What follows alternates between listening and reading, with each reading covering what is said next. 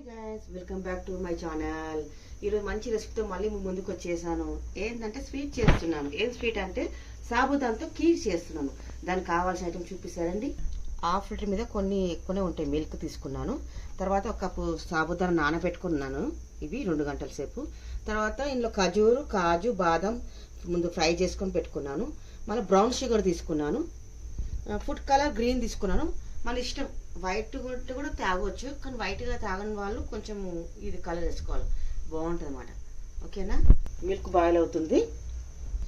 Milk boil అయిపోయింది కదా, ఇప్పుడు ఇది సాబుదాన వేసేసి సాబుదాన వేసాను కదా మిల్క్లో. ఇది కొంచెం ఉడకాలి. షుగర్ కూడా వేసుకోవచ్చు, వైట్ షుగర్. కాకపోతే నేను బ్రౌన్ షుగర్ వేస్తున్నాను. ఈ స్వీట్ కీర్ కాబట్టి నేను బ్రౌన్ షుగర్ వేస్తున్నాను. బ్రౌన్ షుగర్ కూడా వేసుకొని చేసుకోవచ్చు. కీర్ బాగుంటుంది, టేస్ట్ సూపర్గా ఉంటుంది. చూసేద్దామా స్వీట్ ఎంతవరకు రెడీ అయిపోయిందో చూద్దాం రండి. మంచిగా ఉడుకుతుందో.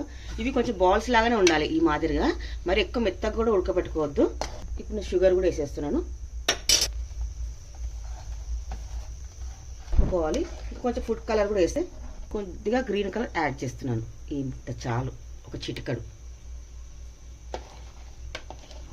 చూసారు కదా ఎంత మంచి కలర్ఫుల్గా ఉందో, ఎంత బాగుందో. ఇప్పుడు ఇది ఫ్రై చేసుకున్న డ్రై ఫ్రూట్స్ ఉన్నాయి కదా, 3 రకాలు, అవి కూడా వేసేస్తున్నాను.